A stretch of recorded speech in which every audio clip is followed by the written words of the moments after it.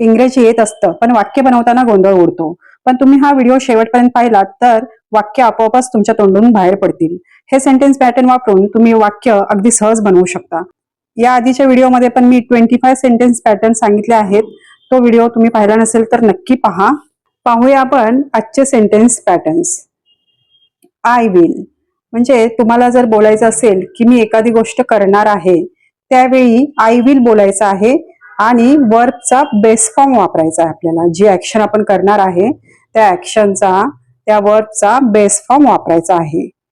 I will help you, मी तुला मदत करेन किंवा करणार आहे. Don't worry, I will handle it, काळजी करू नकोस, मी हे हाताळेन किंवा मी सांभाळीन. I will call you later, मी तुला नंतर फोन करेन.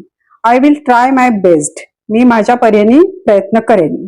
ओके, आता इथे पहा, आय एम गोइंग टू या पॅटर्नचा अर्थ सुद्धा मी करणार आहे असा आहे आणि आय विल म्हणजे सुद्धा मी करणार आहे. पण याच्यामध्ये एक स्लाइट डिफरन्स आहे, तो पहा. आय विल म्हणजे आपण जेव्हा बोलत असतो, बोलता बोलता जेव्हा आपण एखादी गोष्ट डिसिजन आपण बोलत असतो की मी हे करेन, मी उद्या ते करेन, त्यावेळी आय विल वापरायचं असतं. आणि ज्यावेळी आपला प्लॅन हा आधीच ठरलेला असतो, आपलं आधीच ठरलेलं असतं की मी हे करणार आहे, त्यावेळी आय एम गोइंग टू वापरायचा आहे. I am going to start tomorrow म्हणजे माझा आधीच प्लॅन झालाय, आधीच माझं ठरलंय की मी हे उद्यापासून सुरू करणार आहे, म्हणून इथे काय वापरलंय, आय एम गोइंग टू. मी आत्ता बोलते की मी हे आत्ता सुरू करणार आहे, त्यावेळी आय विल वापरायचा आहे. आय एम गोइंग टू हा पॅटर्न मी आधीच्या व्हिडिओमध्ये एक्सप्लेन केला आहे, तुम्ही तो व्हिडिओसुद्धा नक्की पहा.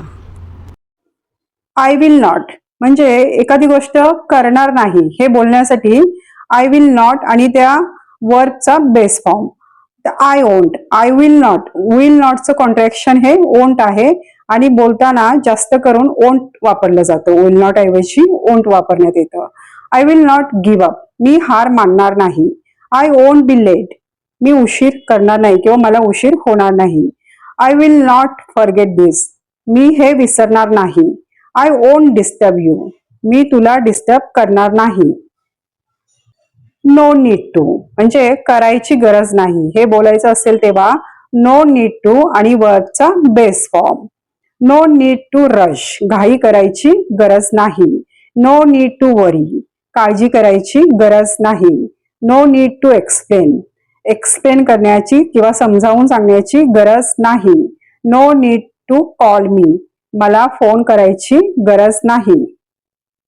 नेक्स्ट, डीड यू म्हणजे तुम्ही केलं का, एखाद्याला ही गोष्ट तू केलीस का किंवा तुम्हाला कोणाला विचारायचं आहे ही गोष्ट केली का, त्यावेळी डीड यू आणि जे ऍक्शन असेल त्या वर्बचा बेस फॉर्म वापरायचा आहे. Did you call me yesterday, तू मला काल फोन केला का. Did you finish the work, तू काम संपवलं का. Did you understand the lesson, तुला धडा समजला का. Did you enjoy the movie, तू मूवी एन्जॉय किंवा मूवीचा आनंद घेतला का.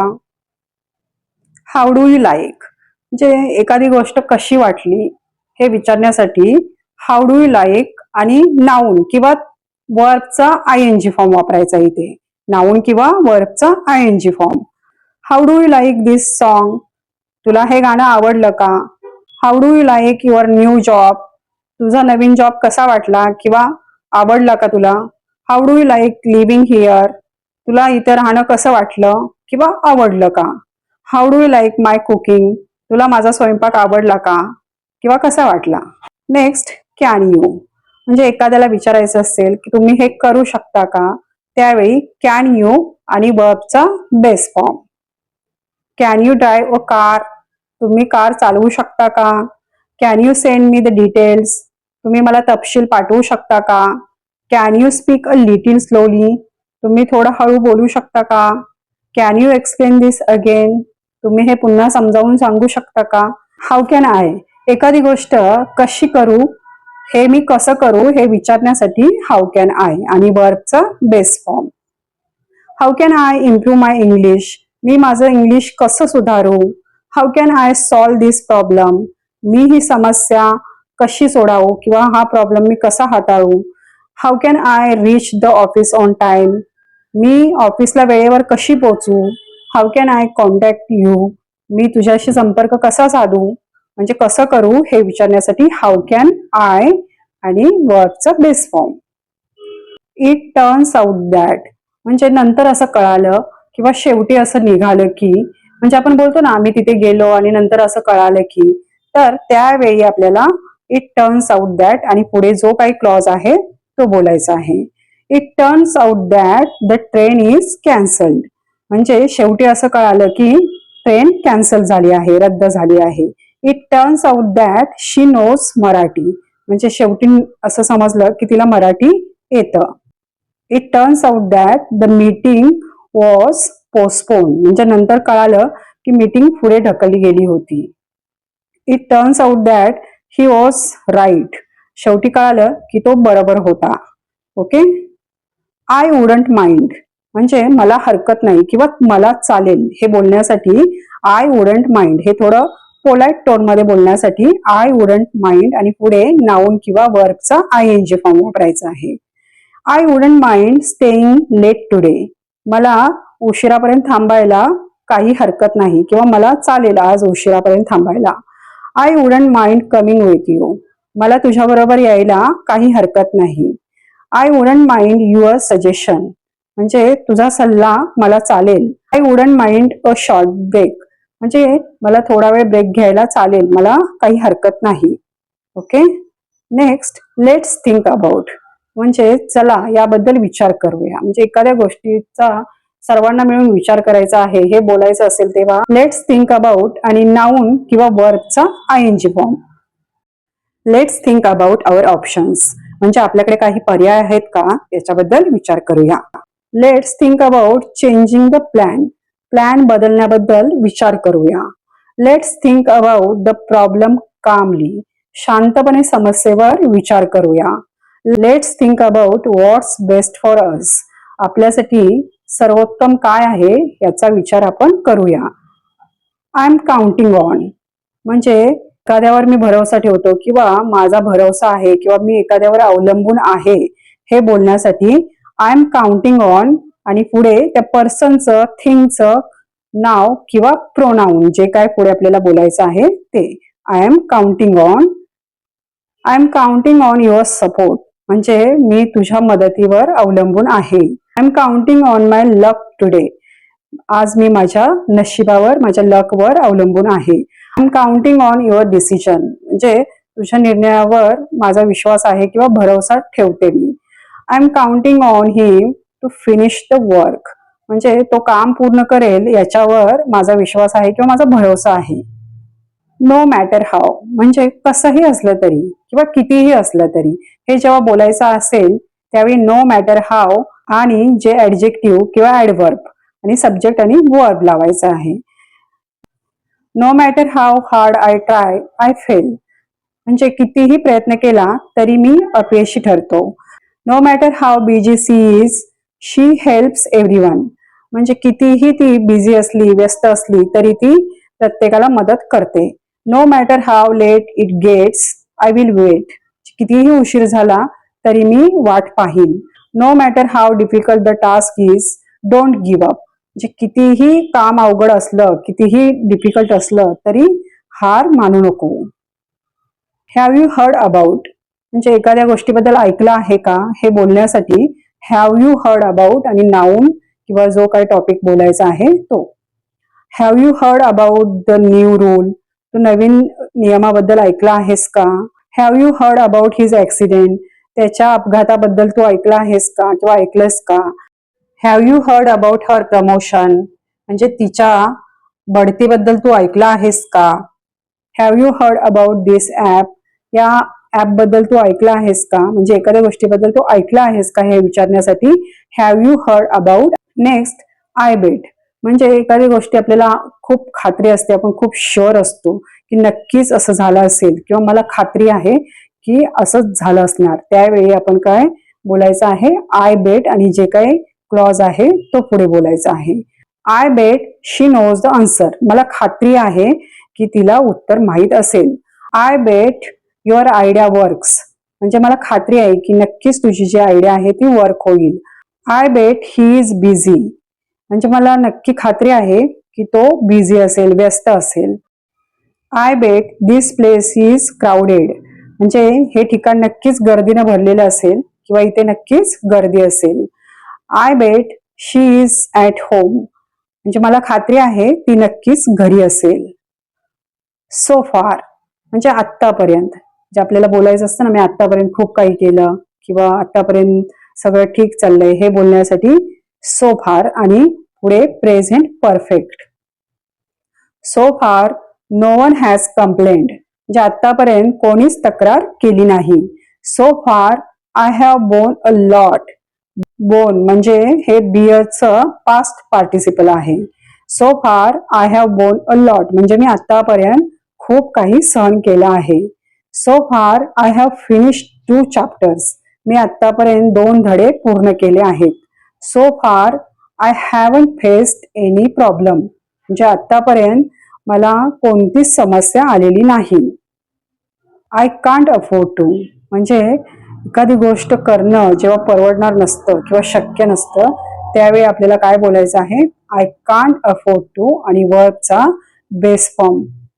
I can't afford to waste time, म्हणजे वेळ वाया घालवणं मला परवडणार नाही किंवा शक्य नाही. I can't afford to ignore this issue, म्हणजे जी समस्या आहे, हा जो इश्यू आहे तो दुर्लक्ष करणं मला परवडणार नाही किंवा मला शक्य नाही. Can't afford to take risk right now, म्हणजे आता रिस्क घेणं मला परवडणार नाही किंवा मला शक्य नाही ते. I can't afford to buy a new house right now, म्हणजे मला नवीन घर खरेदी करणं आता परवडणार नाही किंवा मला ते शक्य नाही. देर इज नथिंग लाईक, म्हणजे एखाद्या गोष्टीसारखं जेव्हा काहीच नाही हे आपल्याला बोलायचं असेल त्यावेळी देर इज नथिंग लाईक आणि नाऊन किंवा वर्बचा ING form. There is nothing like home, म्हणजे घरासारखं दुसरं काहीच नाही, त्याची घराची तुलना कशाशीच होऊ शकत नाही. There is nothing like a hot cup of T in the morning, म्हणजे सकाळच्या गरमागरम चहासारखं दुसरं काहीच नाही. There is nothing like spending time with family, म्हणजे कुटुंबासोबत वेळ घालवणं याच्यासारखं दुसरं काहीच नाही, याची तुलना कशाशीच होऊ शकत नाही. There is nothing like mother's love, आईच्या प्रेमासारखं दुसरं काहीच नाही. इट डझंट मॅटर, म्हणजे काही फरक पडत नाही असं जेव्हा बोलायचं आहे त्यावेळी इट डझंट मॅटर आणि clause. It doesn't matter what people say, म्हणजे लोक काय म्हणतील याने काही फरक पडत नाही. It doesn't matter if you are late, तू उशिरा आलास तरी चालेल, काही फरक पडत नाही. It doesn't matter where we stay, आपण कुठे राहतो याच्याने काही फरक पडत नाही. It doesn't matter how many times you fail, म्हणजे तू किती वेळा अपयशी झालास याच्याने काही फरक पडत नाही. नेक्स्ट, इट्स वर्थ, म्हणजे एखादी गोष्ट जेव्हा करण्यासारखी आहे, उपयोगी आहे, ती गोष्ट ती किंमत डिझर्व करते, म्हणजे ती किंमत ती वसूल करते, त्यावेळी इट्स वर्थ आणि नाऊन किंवा वर्बचा आयएनजी फॉर्म. आता इथे पहा, it's worth going there because it's really beautiful place, म्हणजे तिथे जाणं हे उपयोगी आहे किंवा तिथे जाणं हे वर्थ आहे कारण ते खरंच सुंदर ठिकाण आहे, म्हणजे बघण्यासारखं ठिकाण आहे आणि तिथे जाणं वर्थ आहे, म्हणजे ते वाया गेल्यासारखं होणार नाही. It's worth the money as it is a very nice dress, म्हणजे हा खरंच खूप सुंदर ड्रेस आहे त्यामुळे ही किंमत त्याच्यासाठी योग्य आहे किंवा ठीक आहे, म्हणजे वर्थ आहे. It's worth taking the risk for your dreams, म्हणजे तुमच्या स्वप्नांसाठी रिस्क घेणं योग्य आहे किंवा वर्थ आहे, ते त्याची किंमत योग्य आहे. It's worth waiting for the right opportunity, योग्य संधीची वाट बघणं हे वर्थ आहे किंवा उपयोगी आहे. आय एम ऑल फॉर, म्हणजे मी पूर्णपणेच्या बाजूने आहे किंवा पूर्णपणे सहमत आहे, समर्थन करतो, हे जेव्हा बोलायचं असेल तेव्हा आय एम ऑल फॉर आणि नाऊन किंवा क्लॉज वापरायचा आहे. I am all for stricter environmental regulations because protecting our planet is crucial. मी पर्यावरणाच्या कठोर नियमांचं समर्थन करते किंवा सहमत आहे कारण आपल्या ग्रहाचं रक्षण करणं हे खूप महत्वाचं आहे. I am all for freedom of speech but responsibility comes with it. म्हणजे बोलण्याच्या स्वातंत्र्याबद्दल मी सहमत आहे, परंतु ते जबाबदारीचं असलं पाहिजे किंवा जबाबदारीने बोललं गेलं पाहिजे. I am all for gender equality but the best person for the job should always be chosen. म्हणजे स्त्री पुरुष समानतेबद्दल मी सहमत आहे, पण जो बेस्ट आहे एखाद्या गोष्टीसाठी एखाद्या जॉबसाठी तो चूज झाला पाहिजे किंवा त्याला सिलेक्ट केलं गेला पाहिजे. व्हॉट्स रॉंग विथ म्हणजे काय त्रास आहे किंवा याच्यात काय चूक आहे का किंवा काय बिघड आहे का, हे जेव्हा बोलायचं असेल तेव्हा व्हॉट्स रॉंग विथ आणि नाऊन किंवा वर्बचा आयएनजी फॉर्म वापरायचा आहे.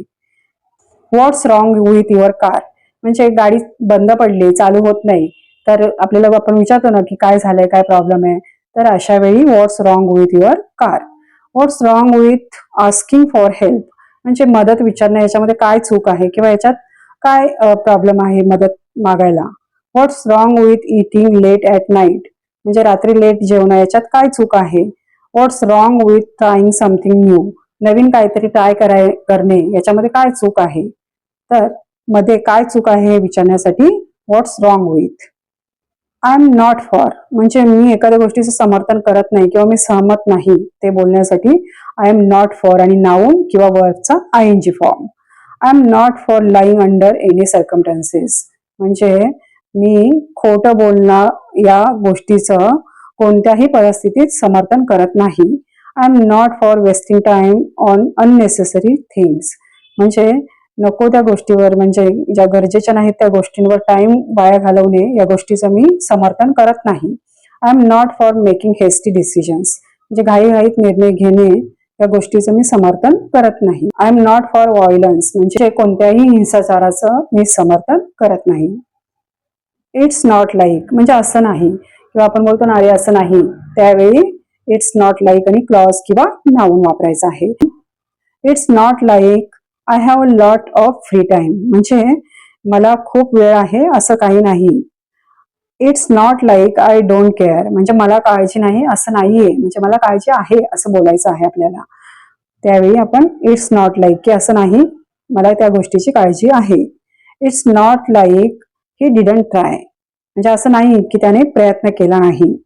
It's not like we can do nothing म्हणजे असं नाही की आम्ही काहीच करू शकत नाही.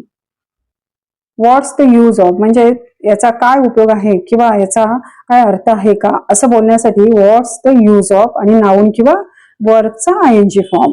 व्हॉट्स द यूज ऑफ आर्ग्युइंग म्हणजे वाद घालण्यात काही अर्थ आहे का किंवा त्याचा काही उपयोग आहे का. What's the use of studying if you don't practice म्हणजे जर सरावच केला नाही तर नुसता अभ्यास करायचा काही उपयोग आहे का. What's the use of money without peace म्हणजे जर शांतता समाधान जर नसेल तर नुसत्या पैशाचा काही उपयोग आहे का. What's the use of calling हिम नाव म्हणजे त्याला आता बोलवण्यात किंवा त्याला आता कॉल करण्यात काही उपयोग आहे का किंवा काही अर्थ आहे का, हे जेव्हा आपल्याला बोलायचं असेल तेव्हा what's the use of. It's a pity that म्हणजे दुर्दैवाची गोष्ट आहे किंवा खूप दुःखाची गोष्ट आहे किंवा वाईट गोष्ट आहे किंवा अरे रे असं झालं, हे बोलण्यासाठी it's a pity that. It's a pity that we miss the chance म्हणजे अरे रे आम्ही हा चान्स किंवा हा संधी चुकवली. It's a pity that he didn't get the job म्हणजे अरे रे म्हणजे वाईट झालं की त्याला नोकरी भेटली नाही. It's a pity to waste so much food म्हणजे अरे रे एवढं अन्न वाया जात आहे असं आपण बोलतो ना, किंवा वाईट वाटतं एवढं अन्न वाया जात आहे. It's a pity that you can't come today म्हणजे वाईट वाटतंय की तू आज येऊ शकत नाहीस. देर इज नो वे म्हणजे शक्यच नाही किंवा असं होऊ शकत नाही किंवा हे अजिबात शक्य नाही, त्यावेळी असं जेव्हा बोलायचं असेल त्यावेळी देर इज नो वे आणि क्लॉज बोलायचं आहे. There is no way he forgot the meeting म्हणजे असं होऊ शकत नाही की तो मीटिंग आहे ते विसरलाय. There is no way we will reach on time in this traffic म्हणजे शक्यच नाही की या ट्रॅफिक मध्ये आपण वेळेत पोचू. There is no way they can win without practice म्हणजे असं होऊ शकत नाही की ते प्रॅक्टिस न करता जिंकू शकतात. There is no way we are giving up now म्हणजे असं होऊ शकत नाही की हे शक्यच नाही की आता आपण हार मानणार आहोत. तर हे होते आजचे आपले सेंटेन्स पॅटर्न्स. तुम्हाला हा व्हिडिओ कसा वाटला ते मला नक्की कॉमेंटमध्ये सांगा आणि व्हिडिओ आवडला असेल तर प्लीज लाईक आणि शेअर करा आणि प्लीज चॅनलला सबस्क्राईब करा.